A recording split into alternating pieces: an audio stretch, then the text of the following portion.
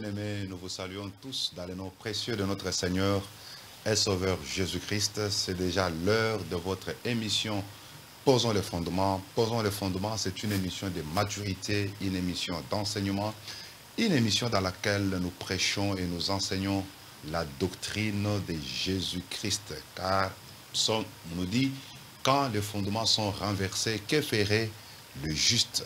Et nous, en tant que des justes par la foi en Jésus-Christ, nous faisons un effort pour rebâtir sur les anciennes ruines. C'est pourquoi vous remarquerez que dans cette émission Posons les fondements, nous ne venons pas avec des prédications, mais ce sont plus des enseignements.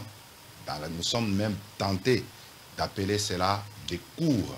Que le Seigneur Dieu vous bénisse. Moi, c'est le pasteur Cédric Lukusa. Je suis le pasteur de l'église Temple Chrétien Mont-Carmel. Temple Chrétien Mont-Carmel, nous sommes sur l'avenue Kitega, numéro 110, dans la commune de Kinshasa. Et l'émission Posons les fondements, c'est une émission qui passe chaque lundi à 15h45 et aussi la rediffusion, c'est le samedi à 20h juste. Soyez bénis. Vous pouvez aussi nous suivre sur nos réseaux sociaux dans notre chaîne YouTube et sur la page Facebook Pasteur Cédric Lukusa.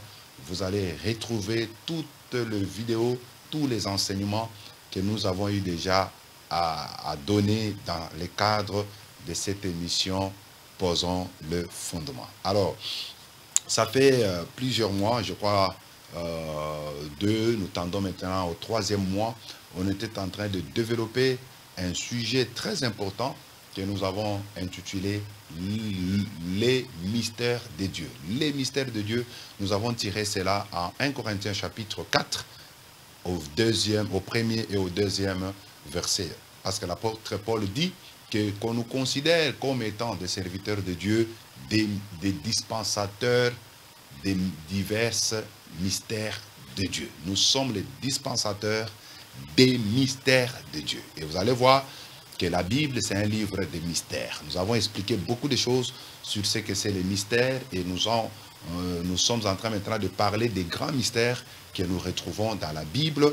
Et le mystère que vous voyez déjà l'intitulé sur le bas de vos écrans, c'est pratiquement le 7e mystère. Nous l'avons intitulé les mystères du royaume des cieux. Parce qu'au sein de ce mystère, il y a encore d'autres aussi mystères. Alléluia. Alors, nous pouvons lire Matthieu chapitre 13, le 11e verset. Matthieu 13, le verset 11.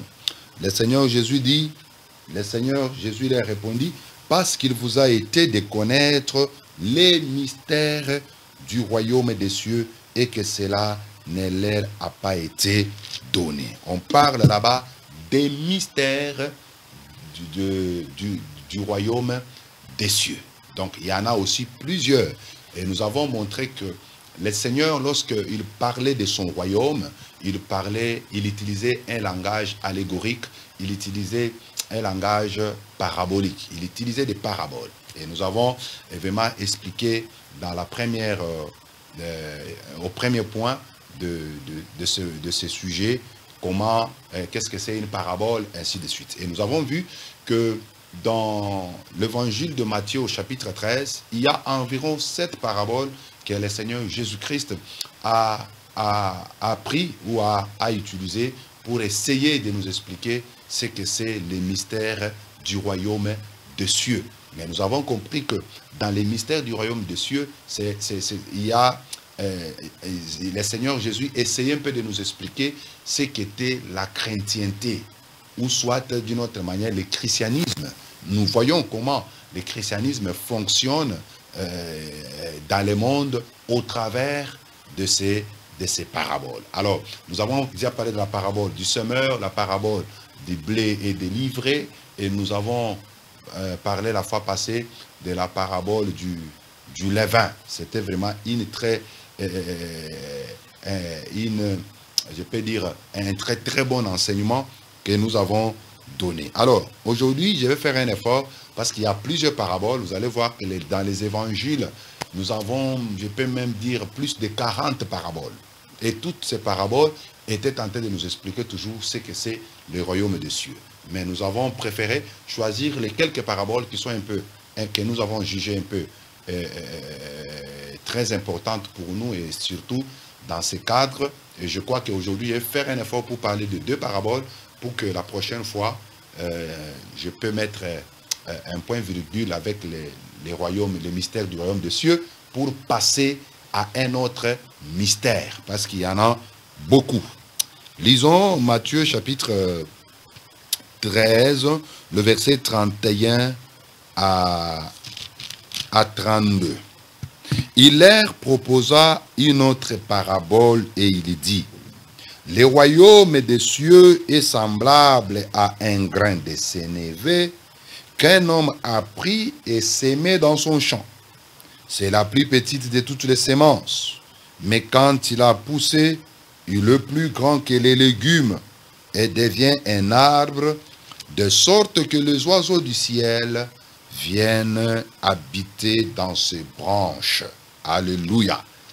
C'est une parabole très importante, mais l'objectif de cette parabole, Jésus voulait nous faire voir comment la chrétienté, comment le christianisme, ou en d'autres termes, l'Église sur la terre devrait évoluer. Il dit que le royaume des cieux est semblable à un homme qui est sorti, il a sémé les grains de sénévé. Les grains de sénévé, c'est la plus petite de toutes les semences. Dans d'autres versions, on parle du grain de moutarde. Donc, c'est la plus petite de toutes les semences. Mais, lorsque il sème ces grains, les grains vont commencer à pousser. Les grains vont trouver des légumes. Mais, quand les grains poussent, il va dépasser les légumes et va devenir un arbre. Et lorsque le grain devient un arbre, les oiseaux du ciel peuvent venir s'abriter sous cet arbre-là. Et le Seigneur Jésus dit, c'est ça le royaume des cieux. Alléluia. Donc, nous devons comprendre que dans les langages des paraboles que le Seigneur Jésus-Christ a utilisées, il nous expliquait certaines vérités spirituelles. Certaines vérités spirituelles, non seulement des vérités spirituelles, mais aussi certains faits que la chrétienté ou le christianisme devrait connaître. Vous voyez? Donc, le Seigneur Jésus, au travers de cette parabole, il voulait montrer comment le royaume de Dieu, à partir de rien, va se développer rapidement.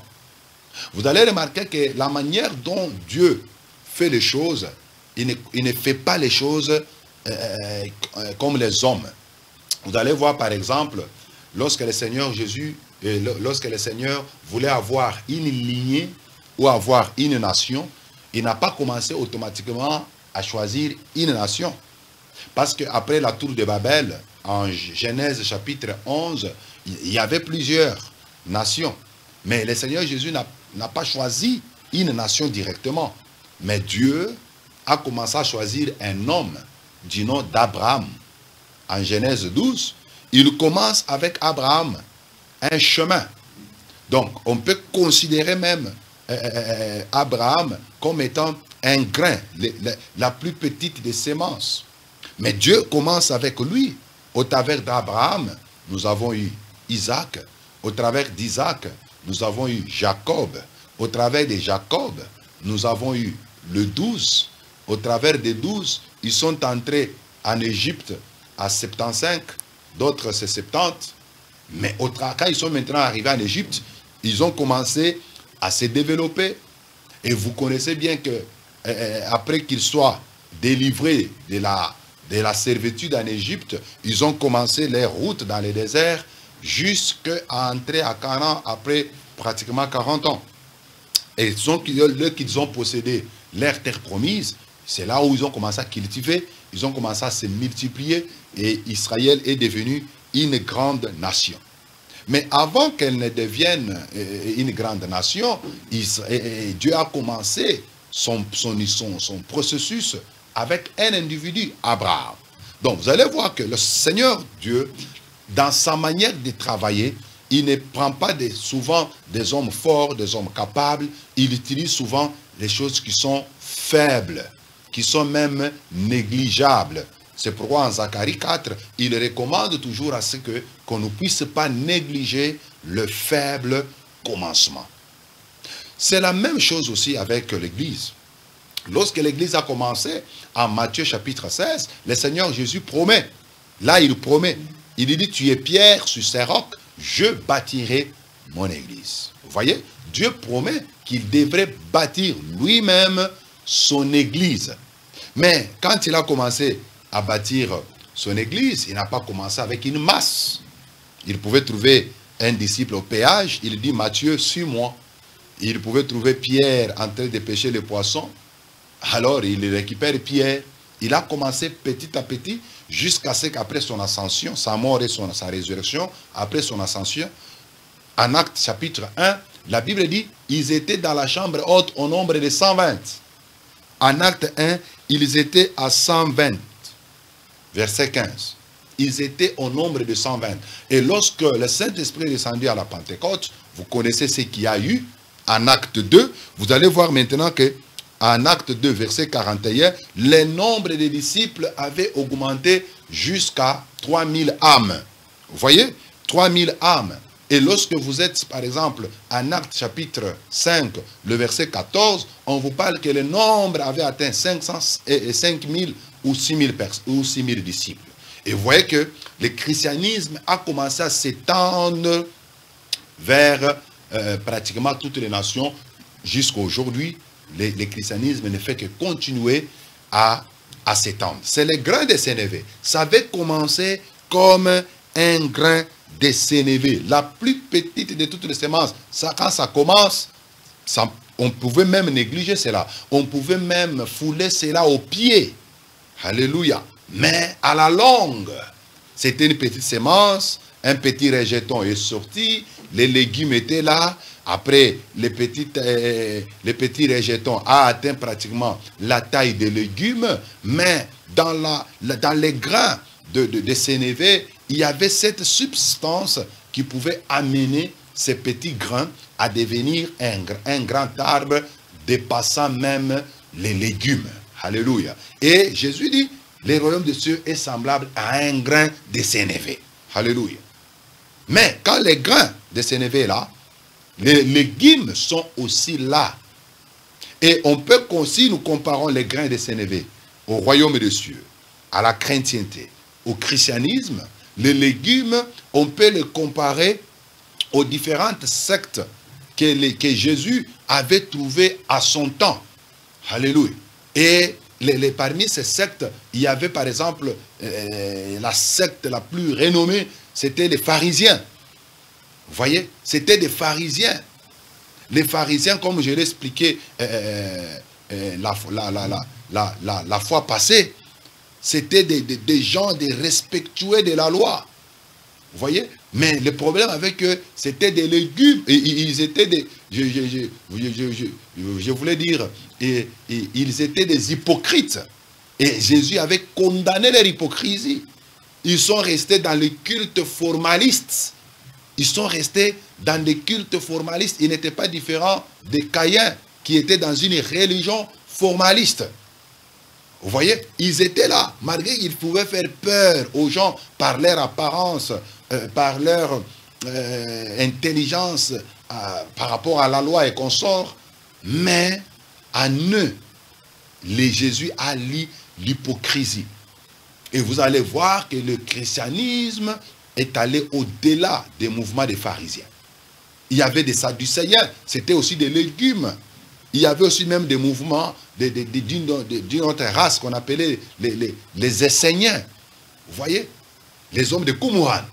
Il y avait plusieurs sectes au temps de Christ. On peut considérer toutes ces sectes-là comme étant des légumes. C'est pourquoi vous allez voir lorsque le christianisme a commencé, au moment où on persécutait un peu l'Église, un des grands prêtres s'est levé pour dire, mais attention, ça ne sert à rien de combattre cette œuvre. Si elle est de Dieu, vous risquez de combattre Dieu. Si elle est de Dieu, elle va avancer. Si elle n'est pas de Dieu, elle va disparaître comme toutes les autres sectes. Vous voyez un peu cela. Mais, à leur grande surprise, le christianisme, la chrétienté, l'église n'était pas comme d'autres sectes. Et quand vous remarquez même aujourd'hui, vous allez voir que dans le monde, nous avons plusieurs religions.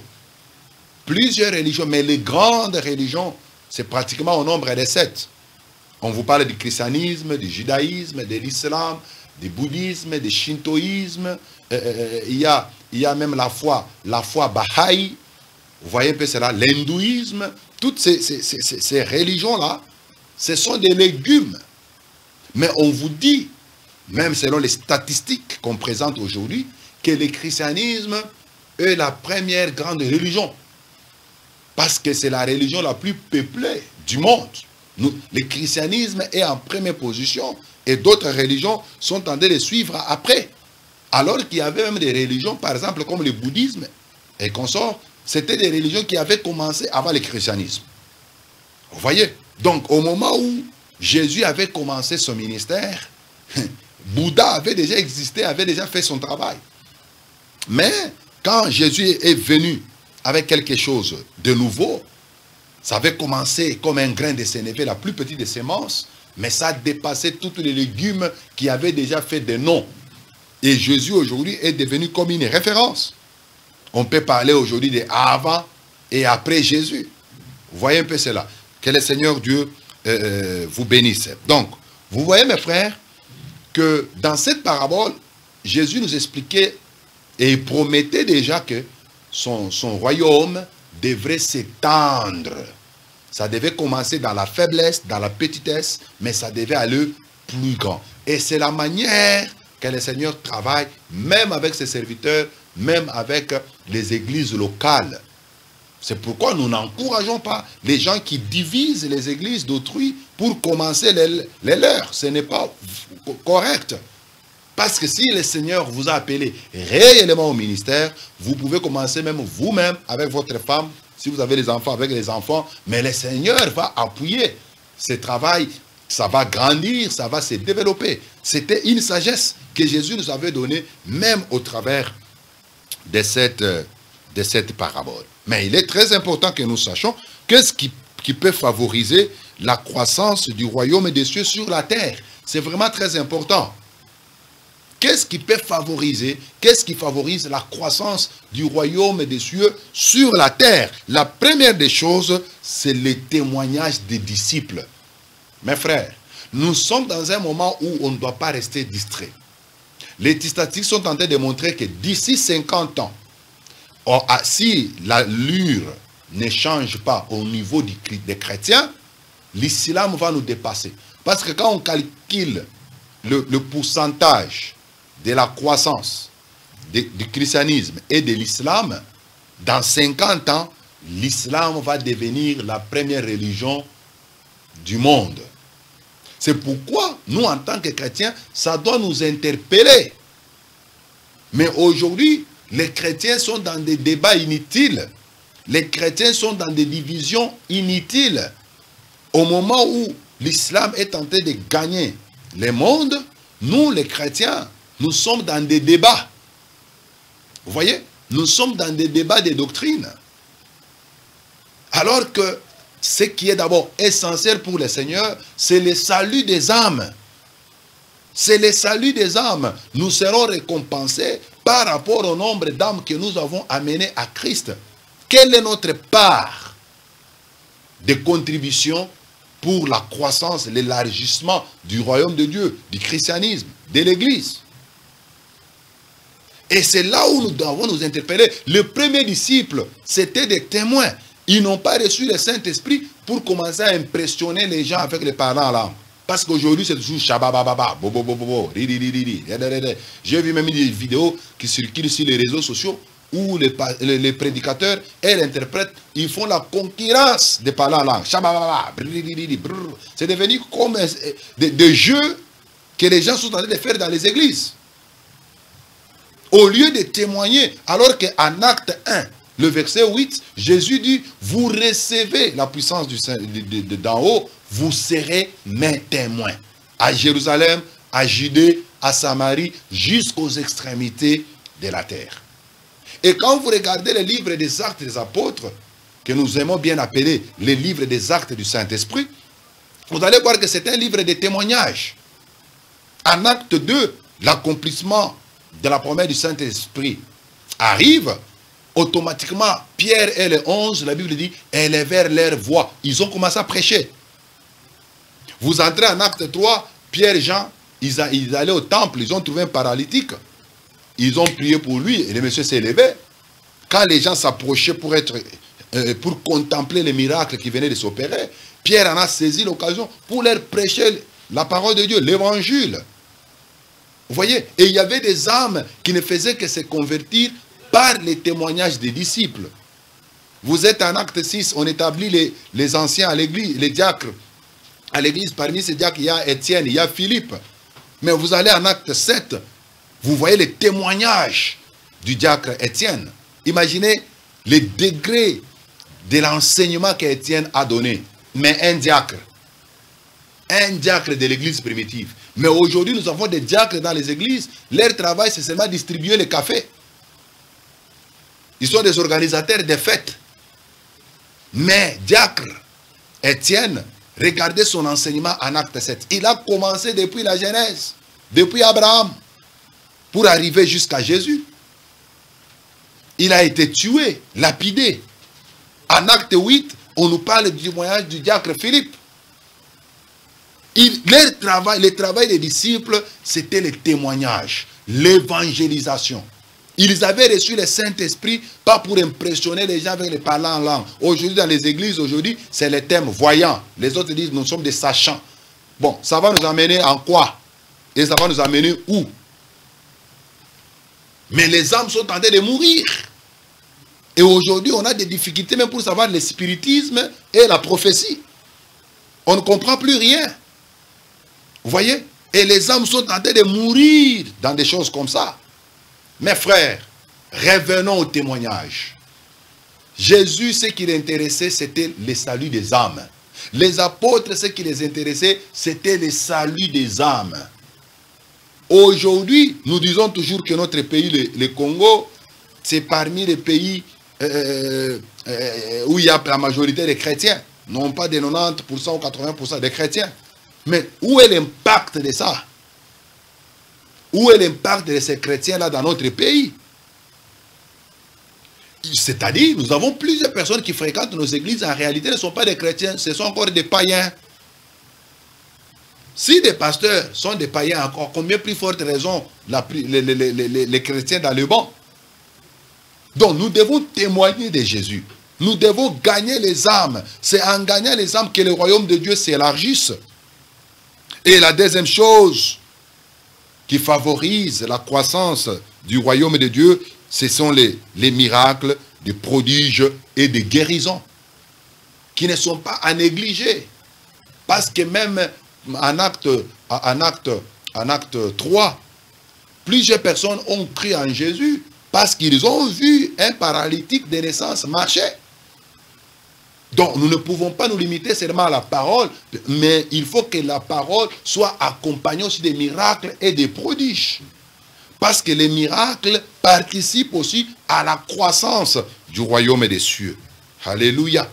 Mais au verset 32, on nous parle que les oiseaux purs, les oiseaux devaient venir s'abriter sous cet arbre. Mes frères, d'ailleurs, avant d'arriver à ça, en Ézéchiel 31, le verset 1 à 9, on nous présente les royaumes d'Assyrie comme un arbre, les cèdres de Liban. On compare les royaumes d'Assyrie à un arbre. C'est pour vous dire, un arbre peut représenter un royaume. Un arbre peut représenter un royaume. Et dans notre cas, nous parlons du royaume des cieux. Nous parlons du royaume des cieux. Mais on dit que lorsque ça commence comme un grain de sénévé, qui va grandir dépassant les légumes, va devenir un arbre, et les oiseaux du ciel viendront. Les oiseaux du ciel viendront. Mais parmi les oiseaux, vous allez voir avec moi ensemble qu'il y a des oiseaux purs et les oiseaux impurs. Mais tous ces oiseaux viendront s'abriter au niveau de l'arbre. Et c'est une réalité que nous trouvons maintenant dans l'église. dans l'église, parce que les oiseaux là, ce sont des hommes, ce sont des âmes, ce sont des individus, ce sont des personnes. Ce sont des personnes. Mais, quand les gens viennent à l'église, il n'y a pas seulement les oiseaux purs, il y a aussi des oiseaux impurs. Les oiseaux purs, ça représente les véritables enfants de Dieu. Et les oiseaux impurs, ce sont les enfants du diable. Ils viennent donc tous s'abriter sous l'arbre. C'est pourquoi dans l'église, nous allons trouver ces deux espèces. Comme nous l'avons expliqué dans la parabole du blé et des livrets. Le blé, c'était le fils du royaume et l'ivraie, c'était le fils du diable. C'est la même réalité. Dans l'église aujourd'hui, nous avons les enfants du diable, nous avons aussi les enfants de Dieu. Ce qui est grave, c'est que les enfants du diable commencent à dépasser en nombre les enfants de Dieu dans les églises. C'est pourquoi nous constatons plus le mal que le bien. En Psaume chapitre 1er, David dit que les méchants ne résistent pas dans l'assemblée des saints. Mais quand vous êtes en Apocalypse chapitre 3, dans l'église de Pergame, on nous dit que Satan avait mis son trône dans l'église de Pergame. C'est grave aujourd'hui. Les enfants du diable sont parmi nous. Ils se sont infiltrés au milieu de nous. Ils se sont infiltrés au milieu de nous. Ce sont eux qui créent des dégâts et des scandales que nous constatons aujourd'hui dans l'église. Mes frères, le temps est grave. Nous devons y travailler. C'est pourquoi vous allez voir, même quand l'église commence, quand c'est encore au début, c'est un peu bien. Mais quand ça devient une grande église, les oiseaux vont venir. Et parmi ces oiseaux, il n'y a pas seulement les oiseaux purs, il y a aussi les oiseaux impurs. C'est pourquoi vous allez voir plusieurs églises regrettent toujours leur faible commencement. Au début, ce n'était pas comme ça. Au début, ce n'était pas comme ça. Parce qu'au début, vous n'étiez pas nombreux. Au début, il y avait possibilité de contrôler les gens. Ou de se contrôler mutuellement. Mais quand ça devient une grande église, si le Saint-Esprit ne vous aide pas, ça sera compliqué parce que les infiltrés, les enfants du diable, risquent de s'infiltrer au milieu de vous et devenir plus nombreux que les enfants de Dieu. Donc, dans la parabole du grain de sénévé, Jésus était en train juste de nous démontrer comment la chrétienté, son royaume, devait commencer dans la faiblesse, mais jusqu'à devenir une référence pour le monde. Que Dieu vous bénisse. Comme je vous avais dit, aujourd'hui, je vais parler de deux paraboles. Nous parlons maintenant de la parabole du filet. Nous pouvons lire Matthieu chapitre 13, les versets 47 à 51. Le royaume des cieux est encore semblable à un filet jeté dans la mer, ramassant des poissons de toute espèce. Les poissons de toute espèce. Quand il est rempli, les pêcheurs les tirent et après s'être assis sur les rivages, ils mettent dans des vases ce qui est bon et ils jettent ce qui est mauvais. Il en sera de même à la fin du monde. Les anges viendront séparer les méchants d'avec le juste et ils les jetteront dans la fournaise ardente où il y aura de pleurs et de grincements des dents. Avez-vous compris toutes ces choses? Oui, répondirent-ils. Je suis tenté de vous poser cette question. Depuis que nous avons commencé cet enseignement, avez-vous compris toutes ces choses? Avez-vous compris toutes ces choses? Jésus dit, le royaume des cieux est semblable à un homme qui a jeté le filet. Et quand il jette le filet dans la mer, le filet, bien sûr, va attraper des poissons. Mais on insiste, les poissons de toute espèce. Et après avoir tiré le filet, ils vont s'asseoir sur les rivages pour faire maintenant le triage, afin de séparer les poissons qu'on pouvait manger et ceux qui n'étaient pas, les poissons qui n'étaient pas, par exemple, de bon état. Et Jésus explique maintenant, il dit, les poissons, d'autres poissons seront jetés maintenant dans la fournaise ardente des feux. Ce qui est mauvais, on les jette dans la fournaise. Et dans cette explication, ou dans cette parabole, Jésus était en train de nous montrer aussi les réalités du christianisme aujourd'hui. Lorsque on prêche, par exemple, la parole de Dieu, lorsqu'on prêche la parole de Dieu, c'est comme un filet qu'on lance sur la mer. Nous pouvons dire, comme on dit, le royaume des cieux est semblable à un filet. Nous pouvons dire que le filet, c'est la chrétienté. Le filet, c'est le christianisme.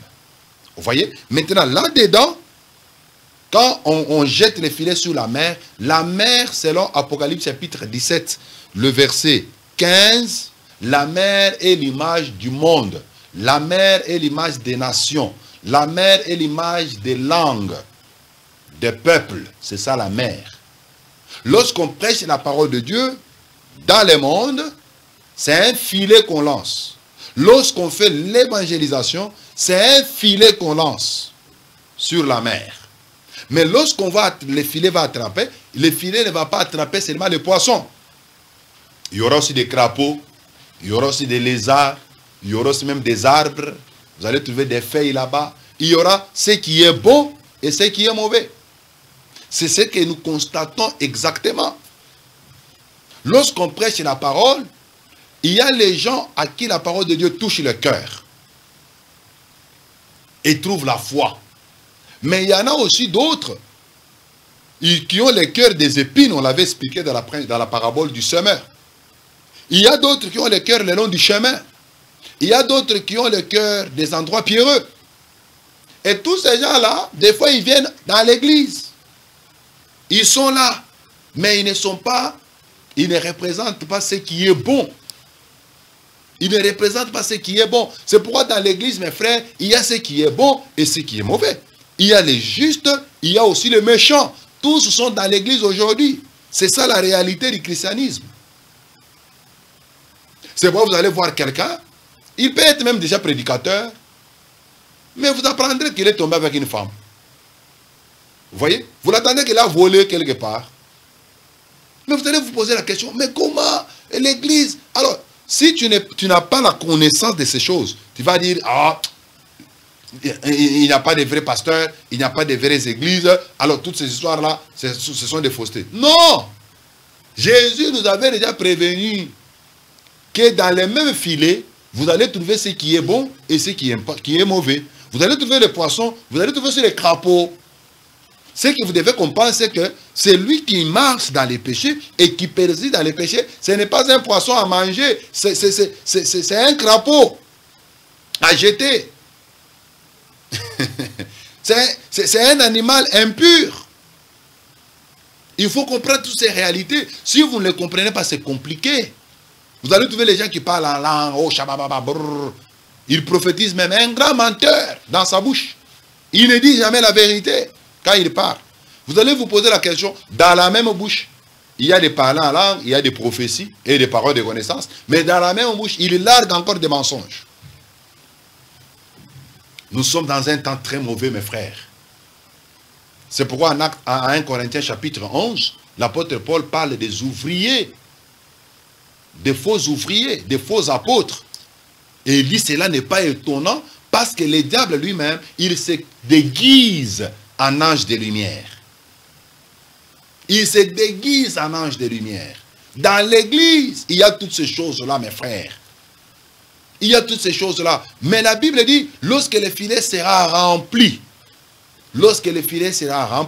les pécheurs vont les tirer au niveau maintenant des rivages. Alléluia. Les pécheurs là, ce sont les anges. Ce sont les anges. Et les poissons là, ce sont des hommes. Parce que Matthieu chapitre 4, le verset 18 à 22, Jésus, lorsqu'il rencontre les disciples, il leur dit, je vous ferai pécheurs d'hommes.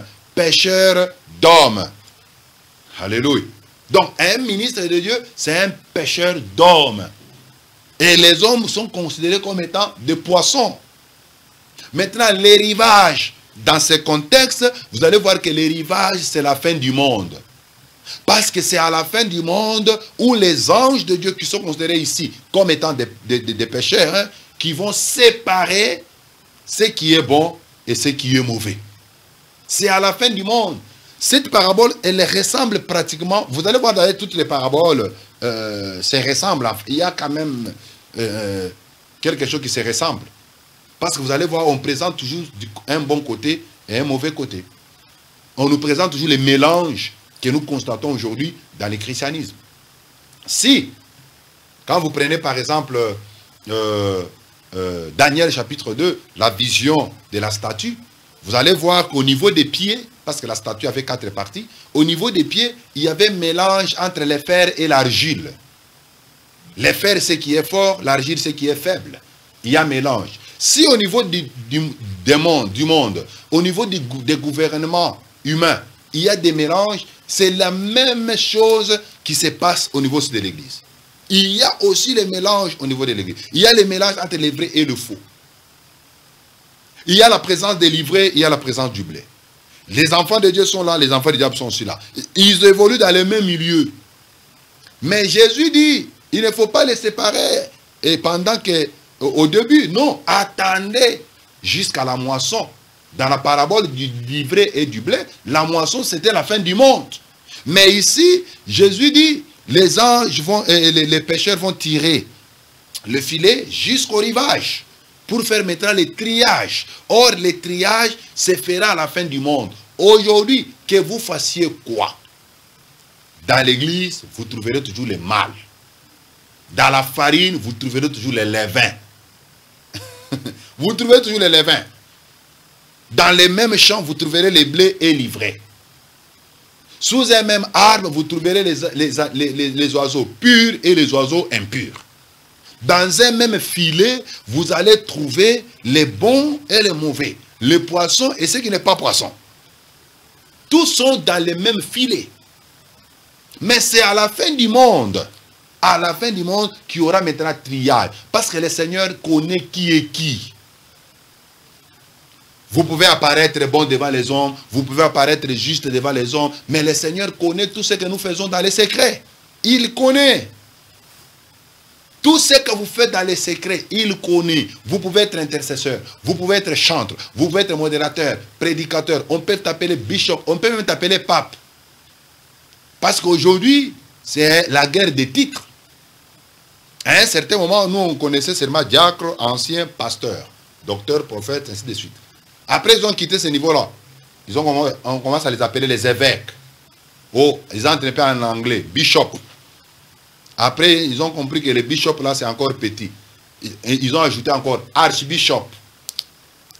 Aujourd'hui, ils ont quitté les archbishops. Maintenant, c'est les problèmes de daddy. Daddy, daddy, daddy, daddy, daddy, daddy. Donc, nous ne savons pas où est-ce que nous allons. Nous ne savons pas où est-ce que nous allons. Mes frères, le mal est là. Et c'est le Seigneur à la fin du monde qui séparera les justes et les méchants. Les anges feront ce travail-là. Parce que les anges sont comparés aux moissonneurs. Alléluia. Ils vont séparer ce qui est bon et ce qui est mauvais. C'est à la fin du monde. Maintenant, on dit, on prendra maintenant ce qui est bon, on les mettra dans des vases. Les vases là-bas, on peut considérer ça comme étant la nouvelle Jérusalem. Alléluia. La nouvelle Jérusalem. Et les mauvais, on va les mettre maintenant, on va les jeter dans le feu. Le feu, c'est ça la gêne, c'est ça l'enfer. Et toutes ces réalités-là, c'est Apocalypse chapitre 20 qui nous les explique. Waouh. Apocalypse chapitre 20, les versets 11 à 15. Puis j'ai vu un grand trône blanc. Et celui qui était assis dessus, la terre et le ciel s'enfuirent devant sa face. Il ne fut plus trouvé de place pour eux. Et j'ai vu les morts, les grands et les petits, qui se tenaient devant le trône. Des livres furent ouverts. Et un autre livre fut ouvert, celui qui est le livre de vie. Et les morts furent jugés plutôt, selon leurs œuvres, d'après ce qui est écrit dans ces livres. La mer rendit les morts qui étaient en elle.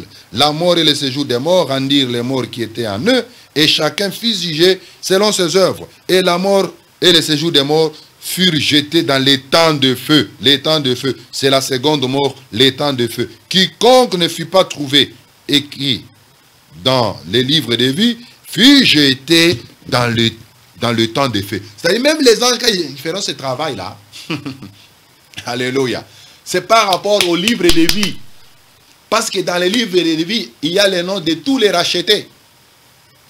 Si quelqu'un n'est pas dans les livres de vie, il ne peut pas, on ne va pas les prendre pour les mettre dans les vases, dans la Nouvelle Jérusalem. Vous voyez, il n'entrera pas dans la Nouvelle Jérusalem. Parce que dans la Nouvelle Jérusalem, ce qui entrera là-bas, c'est ce qui est pur. La Bible dit, rien d'impur n'entrera dans la Nouvelle Jérusalem. C'est pourquoi à chaque porte, il y a un ange. Il joue le rôle de gardien, comme dans les anciennes villes. Toutes les villes étaient bien gardées par des sentinelles. Alors sur chaque porte, comme il y a 12 portes à la Nouvelle Jérusalem, sur chaque porte, il y a un ange. Il regarde quand quelqu'un vient. Il regarde s'il aime bien ou mauvais. Et là, il n'y aura pas de tricheurs. Parce que le triage va se faire d'une manière systématique. Il n'y a personne qui va s'infiltrer dans la Nouvelle Jérusalem. Dans l'église, tu peux s'infiltrer. Tu peux paraître comme un bon élément alors que tu es un mauvais. Mais dans la Nouvelle Jérusalem, il n'y aura pas d'infiltré. Parce que là-bas, on ne met que le poisson. On ne met que ce qui est bon. On ne met que ce qui est bon. Est-ce que ton nom est-il écrit dans les livres de vie? Est-ce que ton nom est écrit dans les livres de vie? C'est pourquoi à une des églises, en Apocalypse, on dit, oh, à celui qui vaincra, on lui donnera un caillou blanc. Et sur ce caillou blanc, il sera écrit un nom nouveau. Waouh! Un nom nouveau. Un nom nouveau. C'est une récompense pour les vainqueurs. L'entrée dans la Nouvelle Jérusalem. Bien-aimé, tu peux tout faire sur la terre. Mais si tu rates la Nouvelle Jérusalem, ça sera dommage pour vous. Il n'y a que ceux qui seront dans la Nouvelle Jérusalem, appelés en d'autres termes les tabernacles de Dieu, qui seront en sécurité dans la joie, parce que la Bible dit, leurs larmes seront essuyées. Mais on dit, dehors les chiens, dehors les débauchés, dehors les impudiques, dehors les meurtriers. Donc quand vous êtes meurtrier, voleur, impudique, ta part n'est pas dans les vases, dans la Nouvelle Jérusalem, mais c'est dans le feu, dans la gêne, appelée dans les temps de feu. Il y aura un feu qui ne va pas s'éteindre. C'est pourquoi, mes frères, si nous croyons en Jésus, c'est à cause de cela. Hébreux, chapitre 11.